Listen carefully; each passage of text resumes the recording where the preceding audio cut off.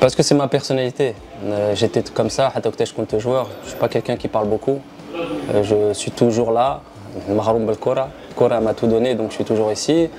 Je fais beaucoup de voyages avec la Tunisie, mais ça va. Alhamdoulilah, je vais bien.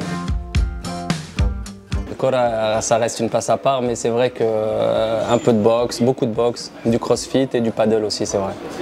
Comme je l'ai dit, je fais du sport. J'ai arrêté le football, j'ai besoin de ça au moins dans la journée pour avoir au moins mes idées claires, c'est important.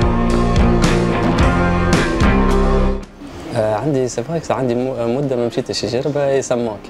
عندي أهلي مشاو وكل شيء, moi ça fait un moment. Moi personnellement, déjà c'est une île, elle est exceptionnelle. Les gens ils sont gentils, vraiment humainement. تحس في وقتاش تجي في جربة مرتاح. Il n'y a pas la pression, il n'y a pas de bouchon, il n'y a pas de circulation. Et quand j'étais petit, que je rentre en centre de formation, parce qu'après c'était difficile, كل عام نهبطوا 3 mois. Quand on était jeune, on n'avait pas les moyens. Donc le billet d'avion, tu le rentabilisais. Tu venais très tôt et tu partais le plus tard possible. Donc voilà, Baba et Allah Yarhamou, on descendait, souvent en avion, des fois en voiture. Et voilà, donc on a la vraie culture de Jerba. Mes frères encore plus. عندي خويا الكبير il va se فرحات.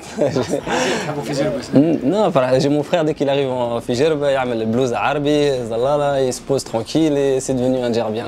Il ne faut plus lui parler de téléphone.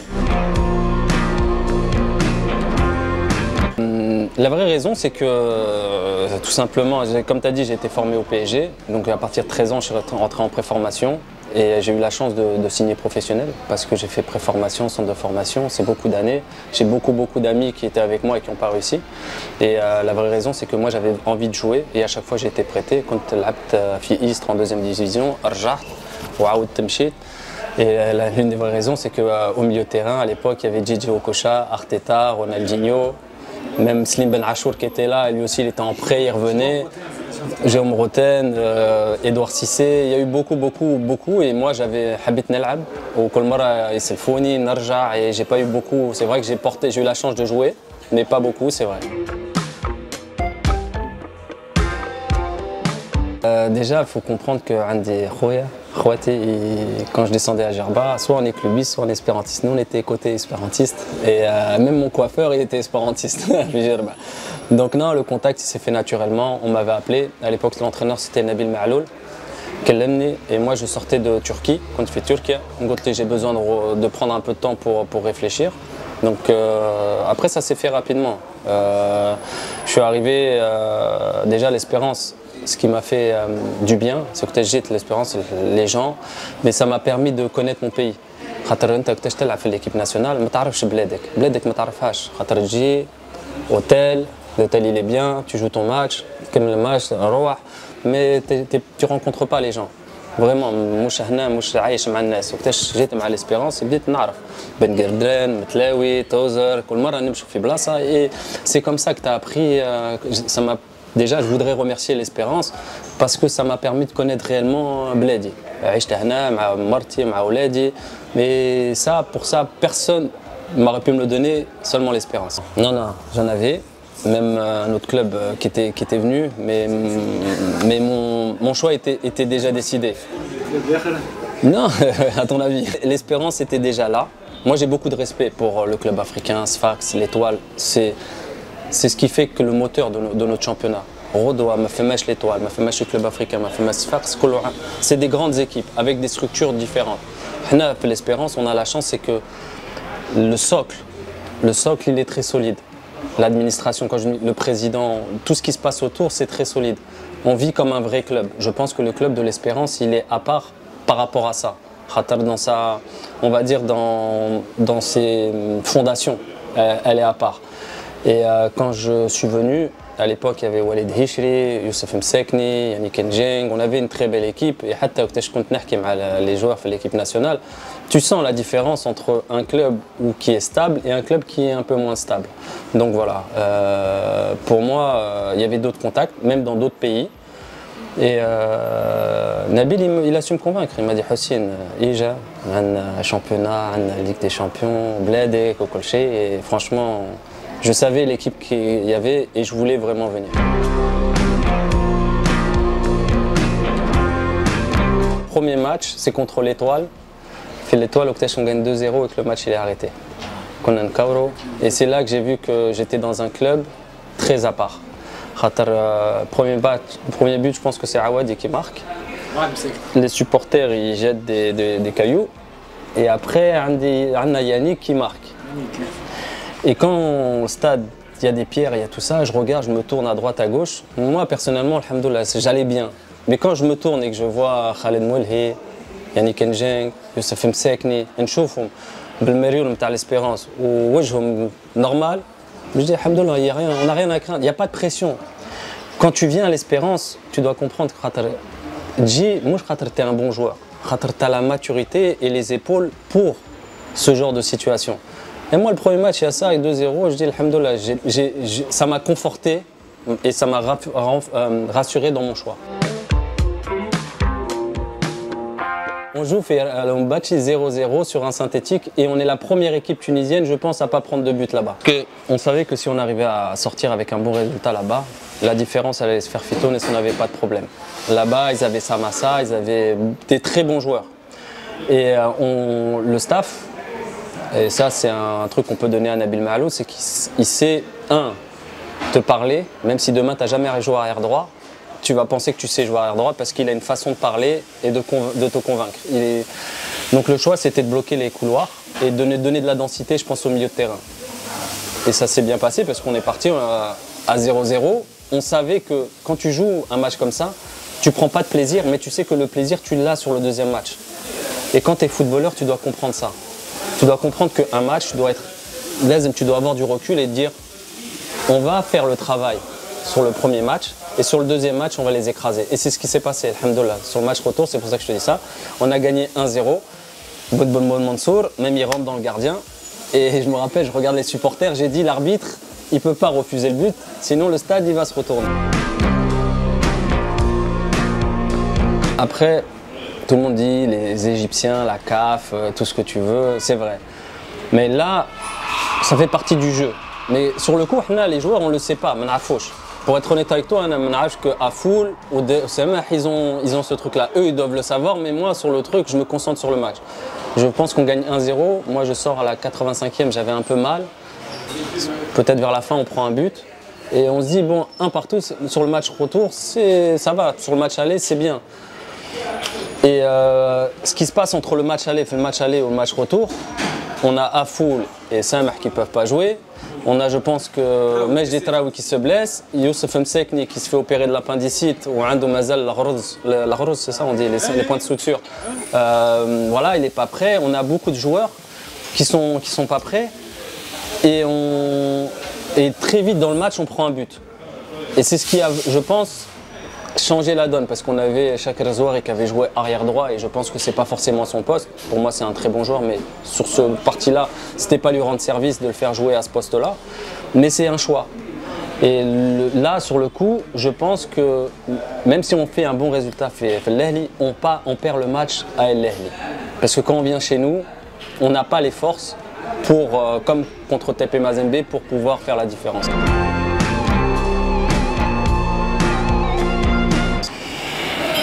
Je pense qu'on aurait pu faire mieux, mais quand tu as beaucoup de joueurs qui sont blessés ou qui ne sont pas à 100%, c'est compliqué. Pour moi, je garderai un souvenir d'une...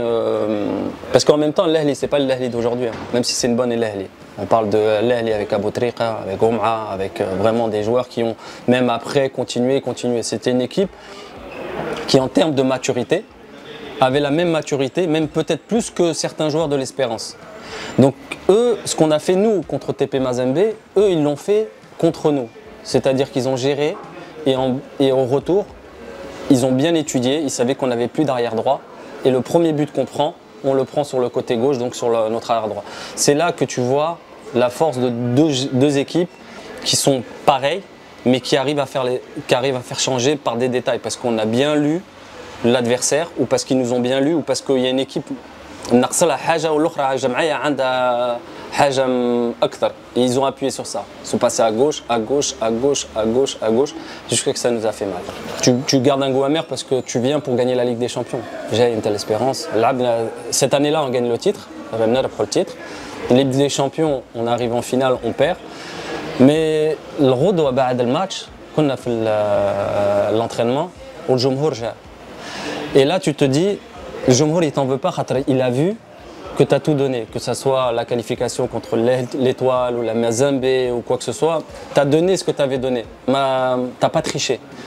Et quand tu joues dans un club comme ça, je pense que les supporters, on peut tout dire des supporters, mais il y a un truc que tu ne peux pas mentir, c'est ce que tu donnes sur le terrain.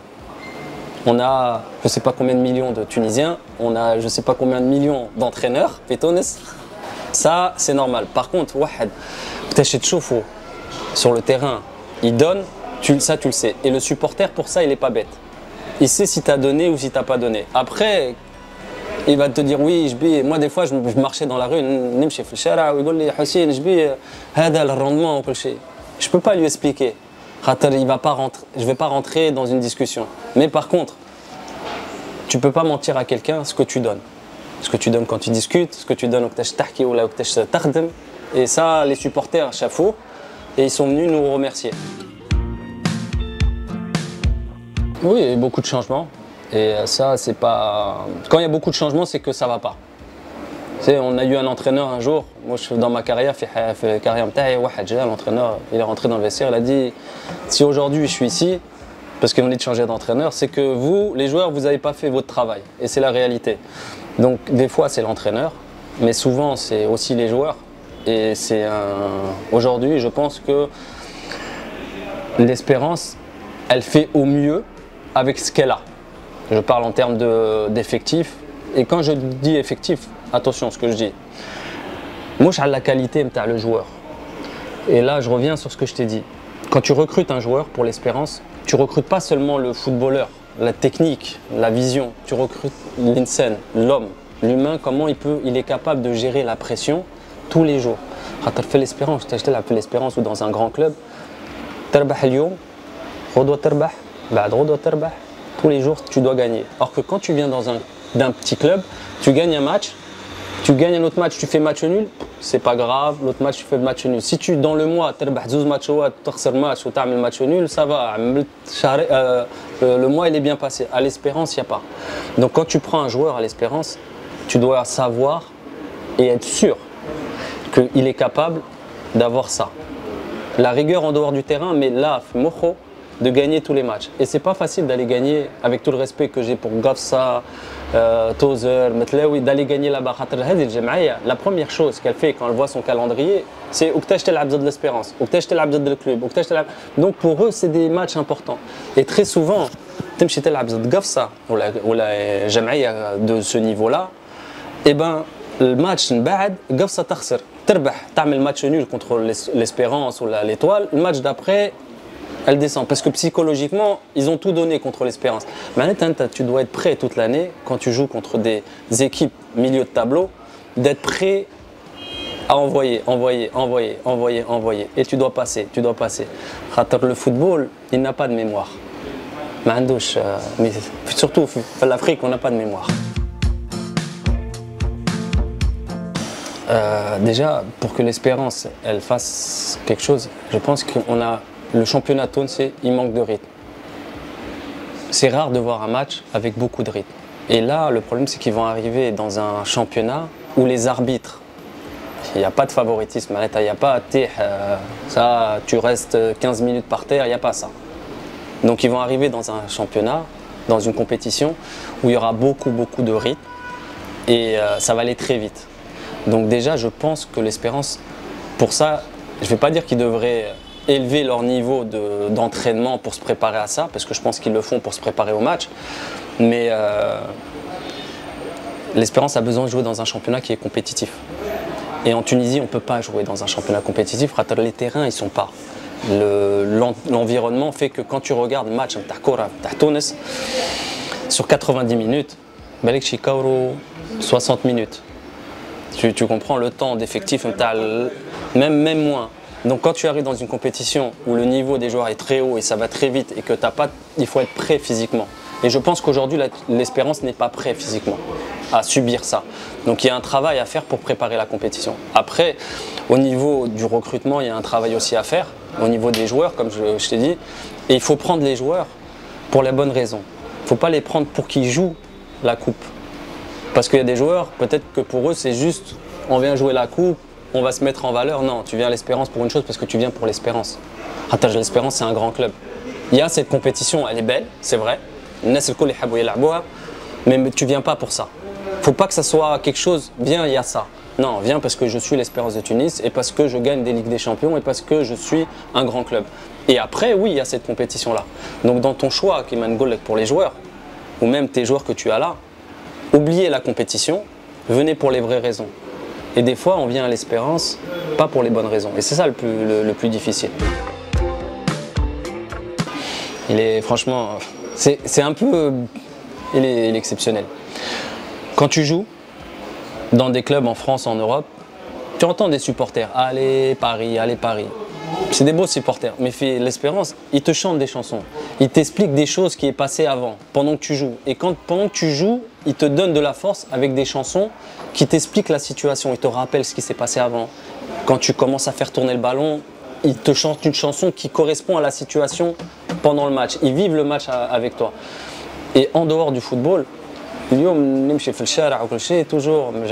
ceci, cela. Donc c'est d'ailleurs la personne qui nous a mis, qui t'a donné mon numéro, c'est quelqu'un.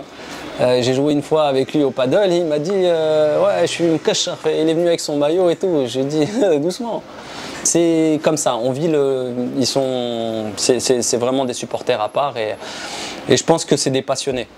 Il y a les autres supporters pour les autres clubs aussi sont passionnés. Moi aujourd'hui je parle de ceux de l'Espérance et comme je t'ai dit j'ai du respect pour tous les autres supporters aussi. Si on parle de l'Espérance, c'est un public qui est vraiment à part.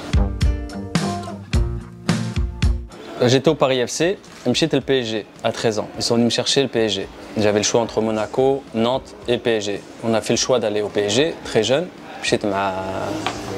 Pour des raisons aussi personnelles, on est parti au Paris Saint-Germain.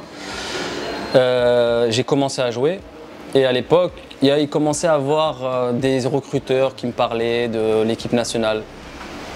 Et il y avait Skander Gassri, c'était Khmis Labidi, l'entraîneur. Je parle de ça il y a très longtemps. Et je suis venu, on était peut-être un autre binationaux qui jouait à Bordeaux. On n'était pas beaucoup. Et la génération, tout le monde la connaît, notre génération c'est celle avec Karim Hagui, Issam Jama'a. Saïdi, Karim Saïdi. On fait de génération en ouais, on était tous la même génération, plus ou moins. Donc sur 2 années, 84-83, c'était la même génération. On avait une belle génération. Et voilà, je suis venu à l'hôtel du Lac, celui qui est comme ça, je sais plus, je pense qu'il n'existe plus trop. Et c'est vrai que c'était particulier. Pour moi, c'était un football différent. Mais c'était bien. Parce qu'aujourd'hui, les binationaux, il y a Internet, avec les réseaux sociaux, tu sais comment ça se passe. Un agit, je sais pas, je suis venu, je sais pas comment ça se passait. Aujourd'hui, on sait tout, parce que les joueurs entre eux, ils parlent. À l'époque, nous, on se parlait pas beaucoup. Et alhamdoulilah, j'ai trouvé des joueurs et une famille.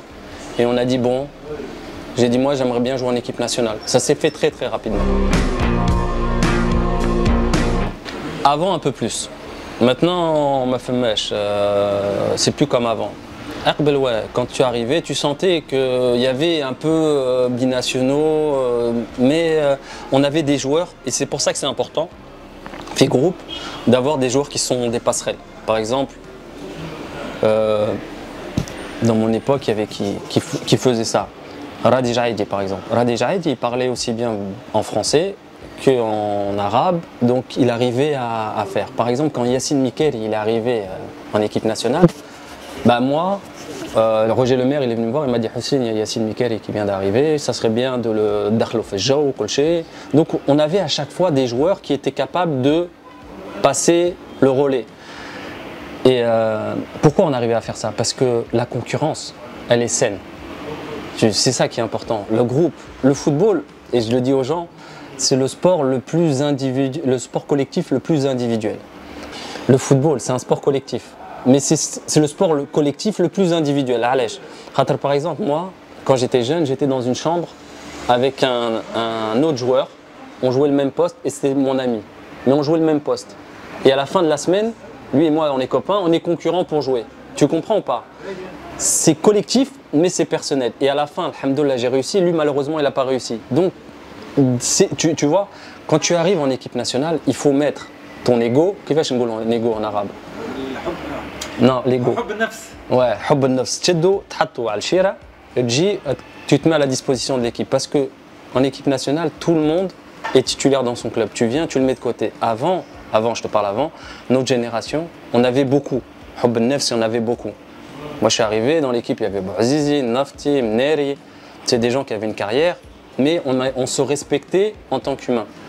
Donc, même s'il y avait les binationaux, c'était compliqué, il y avait toujours. Aujourd'hui, il n'y a plus ces problèmes de binationaux, c'est pas vrai.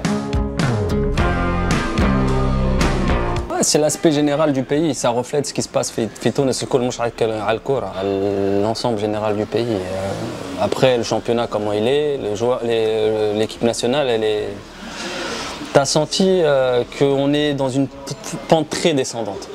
Quand tu vois le Maroc, l'Algérie qui a pris l'autre sens, alors que on était des exemples. Moi, quand je jouais en équipe nationale, il y avait des joueurs de l'équipe nationale algérienne, ils me disaient ouais, aussi, c'est comment vos déplacements, ça. Aujourd'hui, c'est l'inverse. La Tunisie, elle a fait ça et je vais le dire honnêtement, la Tunisie, c'est le seul pays en Afrique qui a un style de jeu. Tu me regardes comme ça. Et les Hoa, nous, on n'aime pas. La Touansa, on aime bien le fun, on aime bien le jeu. Mais la Tunisie, elle a toujours défendu en groupe et opéré par contre. C'est un style de jeu, comme les Italiens il y a très longtemps. Quand c'est les Italiens, les gens ils disent Catenaccio, c'est bien et tout. Les Tunisiens, pendant longtemps, on a été comme ça. On est une équipe, chaque entraîneur qui arrive, il essaye de changer quelque chose. Mais malheureusement, sur les derniers mois, tu vois que la Tunisie, elle n'a plus de style de jeu, mais vraiment plus. Aussi bien défensivement, alors offensivement, c'est très compliqué, mais on n'a plus nos repères, des principes de jeu. Quand tu regardes l'équipe nationale, tu as un principe de jeu, un chemin préférentiel, des connexions avec les joueurs, il n'y a plus ça. C'est pour ça que l'équipe nationale, même où elle est قوية, pourtant on a des bons défenseurs, on a des très bons milieux de terrain. Parce que la défense, c'est pas seulement la défense, c'est aussi les milieux de terrain. Mais aujourd'hui, l'équipe nationale, elle est moins compacte. Elle est moins ensemble. Et pourtant, comme je t'ai dit, les joueurs, ils sont très bons.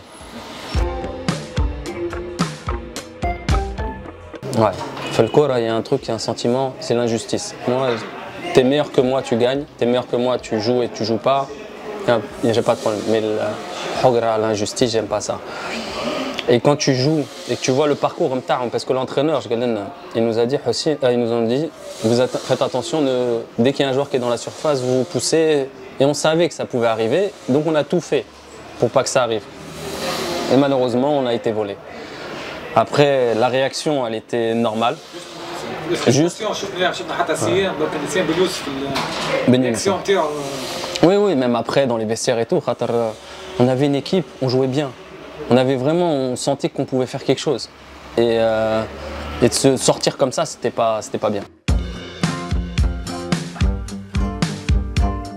Pour moi, c'est un gros point noir. Quand on fait les qualifications pour la Coupe d'Afrique et la Coupe du Monde, on est au-dessus. Même quand on va jouer au Nigeria, on fait des bons matchs. Pour Mozambique, il faut que comprennent les gens, c'est qu'on a eu des problèmes en dehors du football. La veille de match, notre préparateur physique n'était pas là aussi. Je ne vais pas dire que ça explique tout, sauf que c'est Boubacar, le préparateur physique. Habituellement, il venait avec nous au Majesh. On a eu une veille de match sur un terrain il faisait chaud, elle était un peu longue parce que la personne qui nous a entraînés ce jour-là, elle n'avait pas l'habitude de l'Afrique. Boubacar, c'était quelqu'un, on faisait 3-4 accélérations, il savait gérer ça. Après le match, on avait l'impression qu'on était fatigué, mais c'était un aspect général. Donc on est passé à côté du match et derrière, Nigeria est passé, même si déjà le Kenya, Nigeria, ils ont gagné, je crois au Mozambique ou je sais pas quoi, ils ont marqué 2 buts à les 2 dernières minutes au Bafémy Martins. On nous a après dit que c'était un peu comme la Guinée. Et pour le Cameroun, je pense que c'est l'un des meilleurs matchs que la Tunisie a fait dans cette période-là. Avec celui du Nigeria, au Cameroun. On fait 0-0, le gardien, je crois, un ajmé de la tête, le gardien il la sort, il tange, il a fait le match de sa vie, on fait 0-0. Et au match retour, on perd un joueur qui est très important. Quand je te parle de caractère, on perd un joueur qui est très important, Aledine Yahya, qui avait joué le match aller. Allez, il te donne une assurance. Je ne dis pas que les autres défenseurs ils sont pas bons. Attention, Karim Haggi, très bon défenseur. Même Karim Haggi, il a de la personnalité, du caractère et tout. Il y a des matchs où tu as besoin de joueurs qui vont te donner quelque chose en plus. Du caractère, de la personnalité. Et Aledine Yahya, sur le match aller, si tu regardes, il a pris les attaquants et les a tordus. Mais il les a tordus psychologiquement et aussi dans le duel. Et quand on est parti là-bas, on a joué, mais on était un peu trop gentil. On a joué parce qu'on a bien joué le match aller, au match retour on a été trop gentil et on prend un but très rapidement. Et là c'était compliqué. C'était compliqué et franchement ça a été très difficile. Moi je suis rentré, je me rappelle, je jouais au Slavia de Prague. J'étais pendant 2-3 semaines, 4 semaines, j'étais vraiment pas bien. Même dans ma façon, avec ma femme, mes enfants et tout, j'étais pas bien.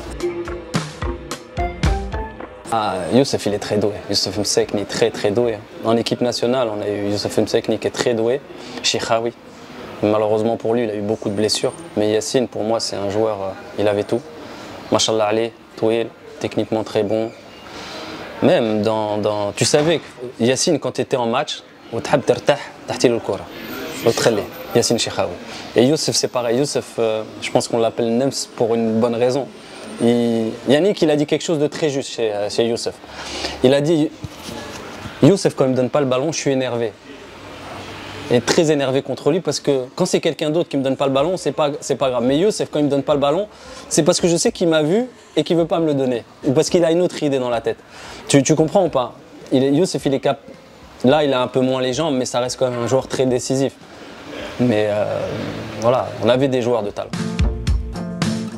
Dans l'Espérance, on a eu beaucoup d'entraîneurs, on avait eu Ruud Krol avec qui on avait gagné un titre, il venait de Sfax, c'était intéressant. Et la personne avec qui j'ai senti Ben Yahya. Pourquoi Ben Yahya? Parce que quand je suis arrivé, déjà il avait son passé de joueur. Les gens ils disent qu'il a une façon de parler et tout. Moi personnellement, il a beaucoup de respect pour moi. Quand il est arrivé, il m'a tout de suite pris, il a discuté avec moi. Mais il avait des principes de jeu. Et quand tu arrives, comme je t'ai dit, je suis quelqu'un de très curieux. J'ai eu la chance d'avoir Luis Fernandez, des entraîneurs, Vaïd Alidozi. Quand j'arrive dans un club et que l'entraîneur discute avec moi ou on fait ses séances, je suis curieux. Il prépare ses séances et tout.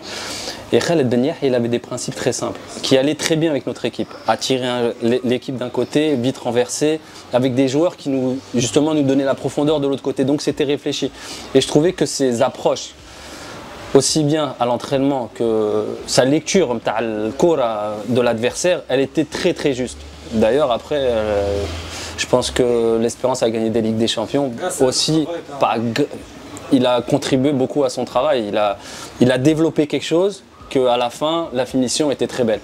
Mais pour moi, oui, Khaled Ben Yahya.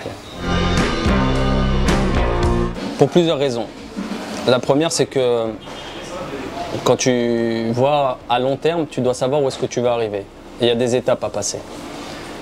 Être entraîneur, j'ai passé mes diplômes d'entraîneur en Belgique. Pour moi, c'était important, je suis curieux, mais quand tu es entraîneur, tu as un truc, c'est que tu as la même vie que quand tu étais joueur. Tu vas, déplacement, tout ça et tout. Et j'ai fait ça de 13 ans jusqu'à 35 ans. Même pour la vie de famille, c'était très compliqué. La stabilité, elle n'est pas là. J'ai dit comment moi, je me vois dans plusieurs années. Il y a un... Ça va il y a un cursus, que je voulais suivre dans ma vie. Donc j'ai été joueur. J'ai passé des diplômes d'entraîneur. Je suis aujourd'hui agent, je m'occupe de joueurs, de leur développement. Mais vraiment, c'est du management, c'est pas autre chose. Vraiment, j'essaie de les accompagner. Et le but, c'est de travailler dans un club. Mon but, quand j'ai arrêté ma carrière, je me suis dit un jour, je travaillerai dans un club en tant que manager général, surtout directeur sportif. Parce que moi, tout ce qui est aspect argent, c'est pas ce que le plus important, c'est sportivement. Et donc, Pour arriver à là, il faut avoir de l'expérience. Quand tu es joueur, quand tu t'assois dans un bureau, tu dois avoir la légitimité. La personne qui est en face de toi, tu dois lui dire certaines choses. Si un joueur vient en face de moi, j'ai été joueur. Si un entraîneur vient en face de moi, j'ai des notions d'entraîneur. Et quand je jouais, j'étais curieux. Et quand un agent ou quelqu'un va venir, je vais avoir ça aussi. Et mon réseau, je l'ai parce que Lyoum, ma génération, on est la nouvelle génération. Ceux avec qui j'ai joué, ils sont soit directeurs sportifs, soit entraîneurs, soit présidents dans des clubs ou quoi que ce soit. Donc on est la nouvelle vague. Donc le réseau, il est là. Et le fait d'être manager ou agent, moi je suis pas chez moi. Les gens, ils vont te dire avec qui je travaille. Je suis tout le temps en déplacement. J'aime bien, je suis curieux. Nemchin chauffe les joueurs. Dans quel pays? En Espagne, en France, en Belgique, aux Pays-Bas. Qu'est-ce qui se passe? Ça permet à Heinek de la perfectionner. Comme ça, quand tu vois un joueur, eh ben, tu sais si c'est de la bonne qualité ou si c'est juste futile. Donc voilà, mon procès c'est ça. Process c'est joueur. J'ai passé des diplômes d'entraîneur. Aujourd'hui, je suis représentant de joueur. Mais le but, c'est de travailler dans un club et de travailler dans une structure pour justement impacter réellement avec des vraies compétences. Et ça depuis le début, même mes joueurs ils le savent. Depuis le début, j'ai dit, nous on a la chance à 35 ans, d'avoir une deuxième vie. Et après, tu as une vie جديدة. كيفاش تبني حياتك جديدة؟ وأنا حياتي جديدة, je me suis dit, je veux نهار نخدم في جمعية. C'est là. Mais comment je peux arriver là? Si je suis entraîneur, je ne peux pas arriver là. Je dois passer par cette étape-là. Par exemple, Mehdi Benatia, il était agent avant. Il y a des gens qui sont passés par ces étapes-là parce que il y a Nas Ichoufou, moi je suis pas un samsar. Je travaille pas d'une farce. Je sais pas, j'entends un truc, j'appelle l'autre. Non, je me déplace, j'accompagne les gens dans leur développement. Quand je travaille avec un joueur, pour les vraies raisons, qu'est-ce qui te manque? Qu'est-ce que tu veux travailler? Et on travaille comme ça, 1 an, 2 ans, 3 ans. Les joueurs avec qui je travaille, depuis que je les ai pris, ils sont toujours avec moi. Mais ces joueurs-là, c'est pour moi aussi, parce que demain, c'est que d'être directeur sportif et de gérer dans un club et de vraiment, non, je dis avec des compétences. Mon expérience de joueur, mon expérience d'entraîneur, mon expérience d'agent. Et là, j'ai quelque chose que je peux. Tu comprends? Alors, moi, j'aime pas parler de mes joueurs. Je vais être honnête avec toi. Tout ce que je sais, c'est que c'est un joueur qui est pour moi intellectuellement au-dessus de la moyenne. Sa carrière, il l'a construit lui-même. Les gens, ils pensent que c'est moi. Non, c'est quelqu'un qui travaille beaucoup au quotidien. Aujourd'hui, il est premier en 2e division. C'est un joueur qui joue tout le temps, alhamdoulilah. Il se blesse. L'année dernière, il s'est un peu blessé. C'était un peu compliqué pour lui, mais une bonne mentalité. Et c'est un peu ça. C'est-à-dire que moi, je travaille avec des joueurs qui ont cette mentalité-là. Ils travaillent, très sérieux.